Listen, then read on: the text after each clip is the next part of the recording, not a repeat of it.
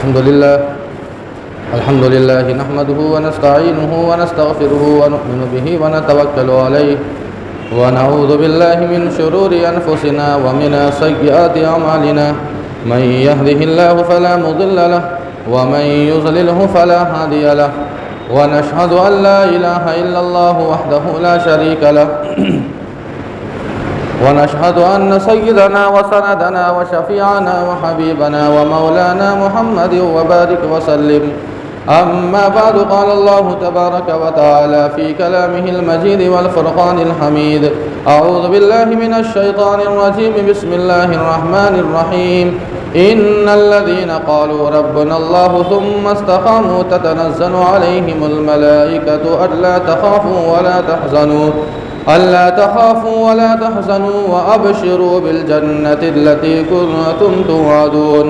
وقال أيضا في موضع آخر: وإذا سألك عبادي عني فإني قريب أجيب دعوة الداعي إذا دعان. وقال النبي صلى الله عليه وسلم: أحب الأعمال إلى الله أدومها وإن قل، أو كما قال عليه الصلاة والسلام.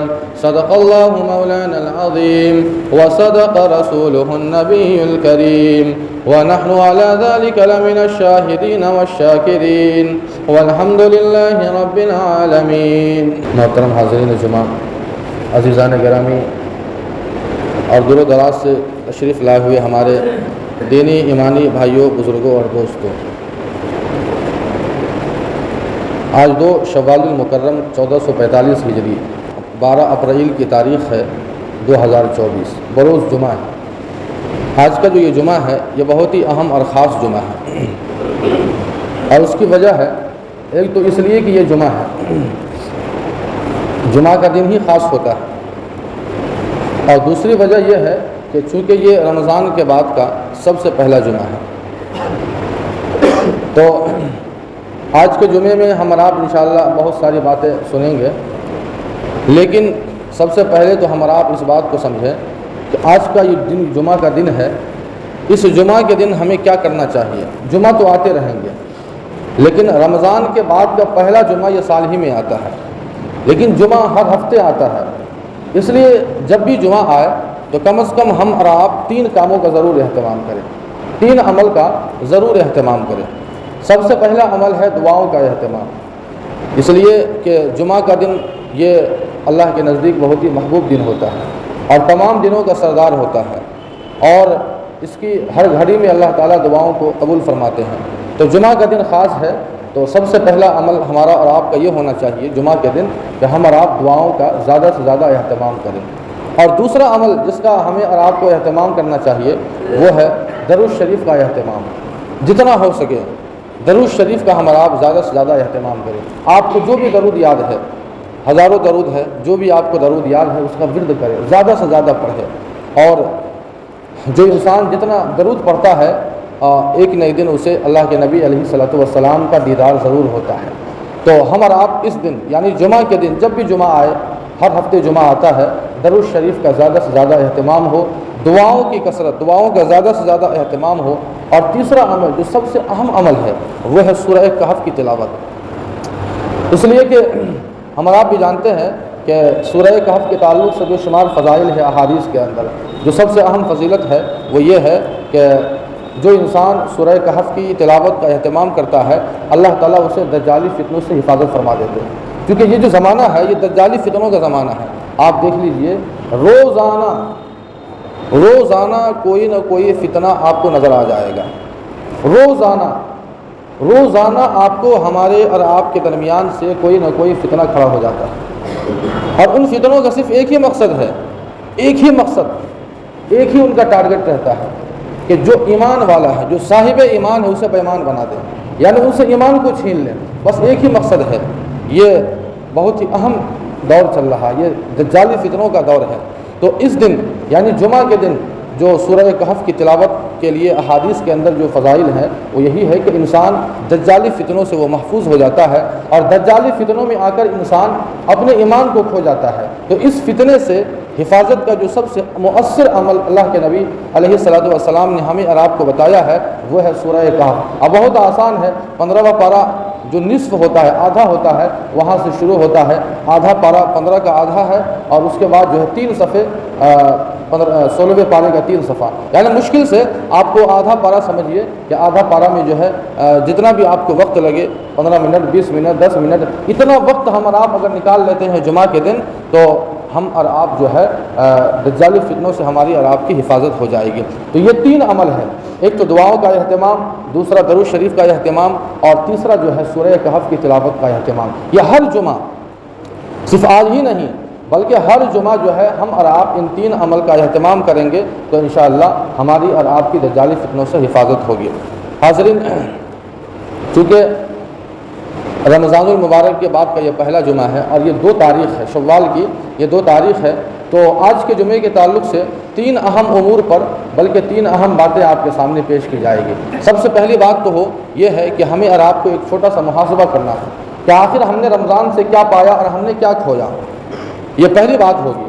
اور دوسرا یہ ہوگا کہ آخر ہمیں اب سال بھر ہمیں اور آپ کو کیا معمول بنانا ہے، چونکہ رمضان گزر گیا، انوار و برکات کے ساتھ گزر گیا، تو اب ہمیں سال بھر ہمیں کرنا کیا ہے، ہمارا معمول کیا ہوگا۔ اور تیسری اہم بات یہ ہے کہ ہمیں اور آپ کو یہ بھی سمجھنا ہے کہ شوال کا مہینہ ہے، جو 6 روزے شوال کے مہینے کے تعلق سے احادیث میں ہے، اس کی فضیلت کیا ہے، وہ کس طرح رکھنا ہے، تو یہ تینوں امور پہ انشاءاللہ آپ کے سامنے بات آئے گی۔ سب سے پہلی بات، رمضان کا مہینہ کیا شان و شوکت کا مہینہ تھا، کیا برکتوں والا مہینہ تھا۔ اب تو انسان چاہ کر بھی اس مہینے کو نہیں لا سکتا ہے، ایسا مہینہ یہ خوش نصیبوں کو ملتا ہے۔ ہم آپ جانتے ہیں کہ کتنے انوار و برکات سے بھرا ہوا یہ مہینہ ہے کہ جس کے استقبال کے لیے اللہ تعالیٰ جنت کو سنوارتے ہیں اور اپنے بندوں کو اعمال پر لانے کے لیے شیاطین کو قید کر دیتے ہیں۔ یعنی اللہ تعالیٰ کو اپنے بندوں کی اتنی فکر ہے کہ شیطان کو قید کر دیتے ہیں، 1 مہینہ مستقل شیطان قید میں رہتا ہے۔ یہ صرف اور صرف ہمارے لیے۔ تو رمضان کا مہینہ آیا تھا، ایک نہ ایک دن آیا تھا، اور سب کے ساتھ آیا، ہر ایک کے ساتھ۔ آپ غور کیجئے، جس نے رمضان کی قدر کی اس کے پاس بھی آیا، اور جس نے قدر نہیں کی اس کے پاس سے بھی آیا، جس نے روزوں کی پابندی کی اس کے پاس سے بھی آیا، اس کے پاس سے بھی گزرا، اور جس نے روزوں کا اہتمام نہیں کیا اس کے پاس سے بھی گزرا۔ بڑی آن اور شان کے ساتھ یہ رمضان کا مہینہ ہر سال آتا ہے، یہ اللہ کا مہمان انوار و برکات کے ساتھ آتا ہے، اور یہ ہمیں کچھ لینے کے لیے نہیں آتا، یہ ہمیں دینے کے لیے آتا ہے۔ اللہ تعالیٰ نے جو روزوں کے تعلق سے جو فلسفہ بتایا، لعلکم تتقون بتایا، یہ اللہ تعالیٰ رمضان کے ذریعے سے تمہیں تقوی، تمہارے اندر تقوی پیدا کرنا چاہتے ہیں۔ یہ ہمیں دینے کے لیے آتا ہے، یہ ہمیں موقع دیتا ہے، نیکیوں کا موقع دیتا ہے۔ رمضان کا مہینہ یہ ہمیں اس بات کا موقع دیتا ہے کہ ہم نے بڑے بڑے جو جرم کیے ہیں، گناہ کیے ہیں، ہم اور آپ اس مہینے کے اندر اللہ تعالیٰ سے اپنے جرم کی معافی کر سکیں، اپنے گناہوں کی معافی طلب کر سکے۔ یہ مہینہ اس لیے آیا تھا تاکہ ہمارے اندر جو بڑی بڑی جو برائیاں ہیں ان برائیوں کو ہم ختم کر سکیں۔ یہ مہینہ اس لیے آیا تھا کہ ہم اللہ تعالیٰ کے انوار و برکات کو سمیٹ سکے۔ یہ مہینہ اس لیے آیا تھا کہ ہمارے اندر تقویٰ پیدا ہو، اللہ کا خوف پیدا ہو، اللہ کا ڈر پیدا ہو۔ یہ مہینہ اس لیے آیا تھا تاکہ ہم طاعات پر پوری زندگی جم جائے۔ یہ ریہرسل، یہ مشق ہے۔ یہ مہینہ ہم آپ جب مکان بناتے ہیں اور مکان کی جو پینٹنگ ہوتی ہے، جو روغن ہوتا ہے وہ پرانا ہو جاتا ہے، وہ جھڑنے لگتا ہے، تو دوبارہ اسے ہم آپ پینٹ کرتے ہیں، دوبارہ پینٹ کر دیتے ہیں اور وہ مکان اپڈیٹ ہو جاتا ہے۔ ایک گاڑی ہے، نئی گاڑی ہے، ہم خریدتے ہیں لیکن کچھ دن چڑھنے کے بعد وہ گاڑی، اس کو سروس چاہیے، سروس کرواتے ہیں، اسے سروس کرواتے ہیں، اور اس کے بعد پھر وہ گاڑی، اس گاڑی کے اندر تر و تازگی پیدا ہو جاتی ہے، وہ گاڑی اپڈیٹ ہو جاتی ہے۔ ہر چیز کا یہی حال ہے۔ یہ ہمارا اور آپ کا، ہمارے اور آپ کے پاس جو ایمان ہے، جو اللہ تعالیٰ نے ایمان کی دولت سے نوازا ہے، یہ اللہ تعالیٰ 1 مہینہ مستقل ہمارا اور آپ کا، ہماری اور آپ کے مشق کرواتے ہیں۔ جو زنگ لگ جاتا ہے وہ 1 مہینہ مستقل اللہ تعالیٰ ہمیں اس بات پر ہمیں آمادہ کرتے ہیں کہ تمہارے ایمان کے اندر، تمہارے اعمال کے اندر جو زنگ لگا ہوا ہے، جو برائیاں لگ چکی ہیں، اسے ختم کرنا ہے۔ اور عجیب بات، رمضان کا مہینہ آنے کے بعد کسی کو نماز کے لیے کہنا نہیں پڑتا ہے، نہیں کہنا پڑتا ہے۔ آپ دیکھ لیجئے، اور دنوں کا حال تو یہ ہے کہ جب خاص طور سے فجر کے اندر آپ دیکھیے کہ بعض دفعہ تو ایسا بھی ہوتا ہے کہ بیچارے اکیلے امام صاحب اذان بھی دیتے ہیں، اکیلے نماز بھی پڑھ لیتے ہیں، اور نمازوں کا حال بھی کبھی کبھی ایسا ہو جاتا ہے کہ جماعت بنانے کے لیے آدمی کا انتظار کرنا پڑتا ہے، کوئی آدمی آ جائے تاکہ جماعت بنا لے۔ لیکن رمضان کے مہینے میں اگر بے وقت بھی جماعت کی نوبت آ جائے مثال کے طور پر، تب بھی آپ کو آدمی اور نمازیوں کو تلاش کرنے کی ضرورت نہیں پڑتی ہے۔ یہ انوار و برکات کا نتیجہ ہے۔ جو انسان کبھی بھی نماز نہیں پڑھتا، کبھی بھی نماز نہیں پڑھتا ہے، اس انسان کو آپ صف اول میں دیکھیں گے۔ یہ رمضان کی برکت کا اثر ہے۔ جو انسان پورا سال گزر جاتا ہے لیکن کبھی الحمد بھی نہیں پڑھتا ہے، کبھی اپنے مرحوم ماں باپ کے نام سے قرآن تک نہیں پڑھتا ہے، لیکن رمضان آتے ہی دیکھ لیجئے پورا کا پورا قرآن ختم کر جاتا ہے۔ جو انسان کبھی 1 منٹ کے لیے بھوکا نہیں رہ سکتا ہے، لیکن جب رمضان کا مہینہ آتا ہے تو 14 گھنٹے 15 گھنٹے 12 گھنٹے وہ انسان بھوکا رہ جاتا ہے۔ آخر بات کیا ہے؟ جو انسان کبھی اگر نماز کی وہ پابند بھی ہے تو صف اول کا نہیں، وہ پہلی جماعت کا وہ اہتمام نہیں کرتا، لیکن جب رمضان کا مہینہ آتا ہے تو صف اول میں وہ نظر آتا ہے۔ آخر بات کیا ہے؟ یہ رمضان کی برکت کا اثر ہے کہ اللہ تعالیٰ توفیق دیتے ہیں، اور توفیق ہی نہیں، اللہ تعالیٰ توفیق دینے کے ساتھ ساتھ ان اعمال پر اجر بھی دیتے ہیں۔ ہم نے روزہ رکھا، یہ صرف اللہ کی توفیق سے۔ ہم نے قرآن کی تلاوت کی، اللہ کی توفیق سے۔ ہم نے روزوں کا اہتمام کیا، اللہ کی توفیق سے۔ اگر انسان کو توفیق خدا شامل حال نہ ہو، اگر انسان کو توفیق نہ ملے تو وہ انسان چاہ کر بھی کوئی نیک عمل نہیں کر سکتا ہے۔ توفیق کے بنا کوئی عمل نہیں کر سکتا ہے۔ آپ دیکھ لیجئے رمضان کا مہینہ، اتنے انوار و برکات والا مہینہ، جو اللہ تعالیٰ کی رحمتوں اور برکتوں کو انسان سر کی آنکھوں سے مشاہدہ کر سکتا ہے، لیکن اتنے انوار و برکات سے بھرا ہوا مہینہ ہونے کے باوجود بھی ہم اور آپ دیکھتے ہیں کہ اس مہینے کی ناقدری کرنے والے ہزاروں لوگ مل جائیں گے، ہزاروں مسلمان ایمان والے مل جائیں گے، کوئی مطلب نہیں، نہ روزہ سے مطلب ہے، نہ تراویح سے مطلب ہے۔ تو یہ مہینہ ہمیں اس لیے آیا تھا، اور سب سے عقل مند انسان وہ ہے جو اپنے اعمال کو اور اپنی پونجی کو بجا کر رکھے۔ ایک انسان ہے جو صبح سے مکان بناتا ہے اور شام کو توڑ دیتا ہے، آپ کیا کہیں گے؟ اس سے عقل مند کہیں گے۔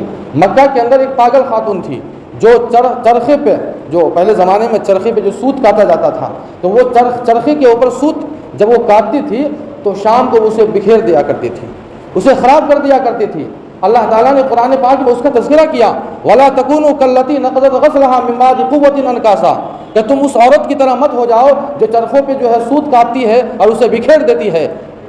اگر ہم نے پورا مہینہ اعمال اور طاعات پر ہم نے اپنے آپ کو جمایا اور نمازوں کی پابندی کی، تراویح کی پابندی کی، ایک گھنٹہ، یہاں 5 منٹ کے لیے انسان کو ٹھہرنا بڑا مشکل ہے، اتنا وقت نہیں ہے ہمارے آپ کے پاس۔ آپ دیکھ لیجئے زبان حال سے ہم یہ کہتے ہیں کہ ہمارے پاس اتنا وقت نہیں ہے، لیکن تراویح کی جب بات آتی ہے تو 1 گھنٹہ، سوا گھنٹہ، 1.5 گھنٹہ ہم کھڑے ہو جاتے ہیں، روزوں کا اہتمام کرتے ہیں۔ تو آخر یہ مہینہ ہمیں یہ ریہرسل کرایا، یہ مشق کرانے کے لیے اور ہمیں اس بات پر جمانے کے لیے آیا تھا کہ نماز صرف رمضان کے لیے نہیں ہے، روزہ صرف رمضان کے لیے نہیں ہے، یہ ہمیں مشق کرا رہا ہے کہ ہمیں اور آپ کو طاعت پر جمنا ہے۔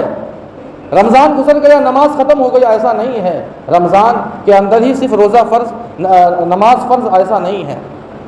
یہ ہمیں اس بات کی مشق کرا رہا ہے کہ جس طرح تم نے رمضان کے اندر روزوں کا اہتمام کیا، جب رمضان نہ ہو، غیر رمضان ہو، اللہ کے نبی علیہ الصلوۃ والسلام کا معمول تھا کہ پیر اور جمعرات کا روزہ رکھا کرتے تھے۔ ہم اور آپ بھی کبھی کبھی روزہ رکھ لیا کریں گے، تب ہمیں بھوک کا احساس ہوگا، غریبوں کا احساس ہوگا کہ آخر بھوک کس کو کہتے ہیں، غریب کس کو کہتے ہیں۔ نمازوں کا ہم نے پابندی کی، رمضان میں بڑی پابندی سے ہم نے پڑھا نمازوں کو، اس لیے اللہ نے ہمیں یہ توفیق دی تاکہ پورا سال ہم نمازوں کو پابندی سے ہم کر سکیں۔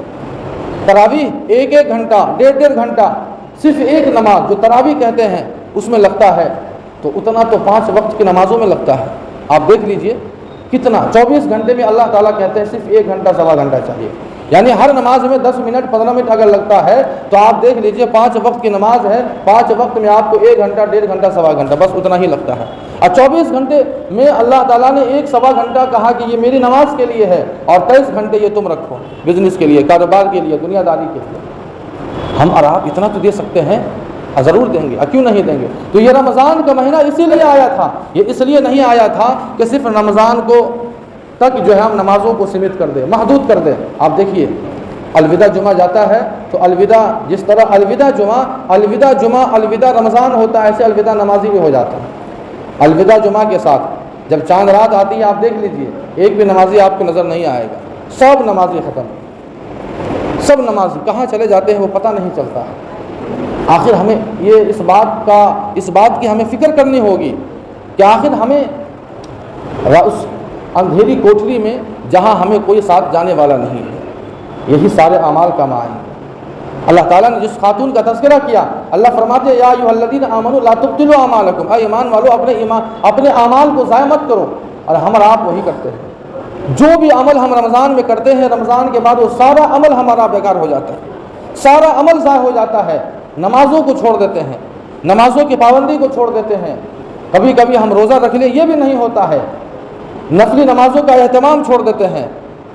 تو یہ رمضان کا مہینہ اس لیے آیا تھا کہ ہمیں طاعت پر جمیں، ہم طاعت پر جمیں گے، اللہ کے احکامات پر جمیں گے، تب ہماری زندگی میں انقلاب پیدا ہوگا۔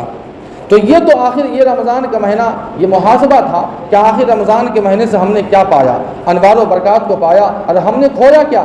وہ ساری چیزوں کو ہم نے کھو دیا۔ لیکن آپ کو کھونا نہیں ہے، اس پاگل خاتون کی طرح نہیں ہونا ہے جس کا اللہ نے قرآن میں تذکرہ کیا۔ عقل مند انسان کی پہچان یہ ہے کہ انسان کسی چیز کو جب اخذ کرتا ہے، حاصل کرتا ہے، تو اسے بچا کر رکھتا ہے۔ صبح سے شام تک انسان 500 روپیہ اگر کماوے اور شام کو 500 روپیہ اگر وہ ضائع کر دے تو وہ انسان عقل مند نہیں ہو سکتا ہے۔ اگر اس سے کچھ بچا لے وہ انسان عقل مند ہوتا ہے۔ تو ہماری اور آپ کی عقل مندی اس وقت کام آئے گی جو ہم نے رمضان میں نمازوں کی پابندی کی تھی، تراویح کی پابندی کی تھی، روزوں کی پابندی کی تھی، صدقات و خیرات کی پابندی کی تھی، اس کو تھوڑا سا ہم بچا کے رکھیں۔ دوسرا جو سب سے اہم معاملہ ہے وہ یہ ہے کہ آخر سال بھر ہم کریں کیا۔ ایک چھوٹا سا عمل جو ہر سال میں آپ حضرات کے سامنے پیش کرتا ہوں، جو بہت ہی آسان ہے، ہم اور آپ اگر سال بھر اس کا اہتمام کریں گے تو انشاءاللہ ہماری زندگی میں ایک حسین انقلاب پیدا ہوگا۔ سب سے اپنے معمولات میں کم سے کم 4 یا 5 چیزوں کو ضرور شامل رکھیں۔ سب سے پہلی بات تو یہ ہے کہ ہم منکرات سے اپنے آپ کو بچا لیں۔ منکرات سے جو اللہ تعالیٰ نے جس چیز سے منع کیا ہے، ہم اور آپ ان چیزوں سے بچ کر رہیں۔ سود سے، لینی دینی سے، جھوٹ سے، کینہ سے، کفر سے، بغض و عداوت سے، یا کسی کے اوپر ظلم کرنے سے، یا دیگر جتنے بھی بڑے گناہ ہیں، چھوٹے گناہ ہیں، سب سے پہلے تو ہم اور آپ اپنے معمولات میں یہ شامل کریں، اور ہم اور آپ اپنے آپ کو اس بات پر جمائیں کہ ہم کسی بھی منکر کا ارتکاب نہیں کریں گے۔ منکر کے معنی وہ کام یا وہ حرکت جو اللہ کی نظر میں پسندیدہ نہیں ہے۔ تو جو عمل اللہ کی نظر میں پسندیدہ نہیں ہے ہم اور آپ ہرگز نہیں کریں گے، چاہے وہ کبائر میں آتے ہوں یا صغائر میں آتے ہوں، یعنی بڑے گناہ میں آتے ہوں یا چھوٹے گناہ میں آتے ہوں۔ یہ اپنے معمولات میں، یہ پوری زندگی، پورا سال اپنے معمولات میں اس بات کو ہم ضرور شامل کریں۔ دوسری بات، فرائض کا ہم اور آپ ضرور اہتمام کریں۔ اگر فرائض کا اہتمام کریں گے تو اللہ تعالیٰ ہمیں نوافل کی توفیق عطا فرمائیں گے۔ تو دوسرا جو سب سے اہم ہے، اور فرائض کیا ہے؟ نماز فجر میں 2 رکعت، ظہر میں 4 ہے، عصر میں 4 ہے، اور اس کے علاوہ جو ہے مغرب میں 3 ہے، عشاء میں 4 ہے، یہی سب فرائض میں آتے ہیں۔ اور اس کے علاوہ فرائض کے اندر واجبات میں ہمارے اوپر جو حقوق ہیں، والدین کے ہوں، ماں باپ کے ہوں، بھائی بہن کے ہوں، رشتہ دار کے ہوں، یہ سارے فرائض کے اندر آتے ہیں۔ صرف نماز ہی شامل نہیں ہے، اور بھی جو ہمارے ذمہ لازم اور ضروری ہے وہ سب کے سب فرائض کے اندر آتے ہیں۔ تو پہلا عمل، منکرات سے اپنے آپ کو بچا لے، گالی گلوچ سے، مار پیٹ سے، جھگڑا سے۔ آج کے زمانے میں اللہ حفاظت کرے، آپ چلے جائیے کورٹ میں تو آپ کو 2/3 اللہ حفاظت کو 2/3 اگر کوئی رہتا ہے تو وہ ہم اور آپ رہتے ہیں۔ آپ جائیے کورٹ میں، اب ہوتا کچھ نہیں ہے، چھوٹا سا معمولی بات، چھوٹا سا 2 بچوں میں جو ہے مان لیجئے آپس میں کچھ ہوا، وہ معاملہ اتنا بڑا ہو جاتا ہے کہ کورٹ تک پہنچ جاتا ہے۔ ہماری سب سے زیادہ تعداد ان جگہوں پر ہے، آپ دیکھیے اب کیا نام بتایا جائے، ان جگہوں پر ہے جہاں انسان کا ایمان برباد ہوتا ہے، انسان کی جان برباد ہوتی ہے اور دولت برباد ہوتی ہے۔ آپ دیکھ لیجئے ان جگہوں پر ہماری سب سے زیادہ تعداد ہے۔ تو اس لیے ہم اور آپ اپنے آپ کو بچائے جھگڑوں سے، کسی سے لڑنے جھگڑنے سے، مار پیٹ سے۔ اور میں نے رمضان میں آپ کو بتایا تھا الوداع جمعہ میں، بنیادی جو سب سے بڑی وجہ ہوتی ہے وہ ہے غصہ۔ اللہ کے نبی علیہ الصلوۃ والسلام سے جو ایک صحابی نے پوچھا تھا کہ اللہ کے نبی مجھے کوئی نصیحت کر دیجئے، کوئی وصیت کر دیجئے، تو اللہ کے نبی علیہ الصلوۃ والسلام نے کہا لا تغضب، غصہ مت کرو۔ جس نے اپنے آپ کو غصے پر قابو پا لیا، کنٹرول پا لیا، وہ بہت ساری فتنوں سے اپنے آپ کو محفوظ کر لے گا، بہت سارے نقصانات سے اپنے آپ کو محفوظ کر لے گا۔ تو فرائض کا اہتمام اور منکرات سے اپنے آپ کو جو ہے بچانا ہے۔ اور تیسرا جو عمل ہے وہ یہ ہے دعاؤں کا اہتمام۔ دیکھیے دعا تو ہم اور آپ کرتے ہی ہیں، چاہے فرائض کے بعد ہو، نوافل کے بعد ہو، لیکن ہم اور آپ ایک وقت متعین کر لیں، ایک وقت متعین کریں۔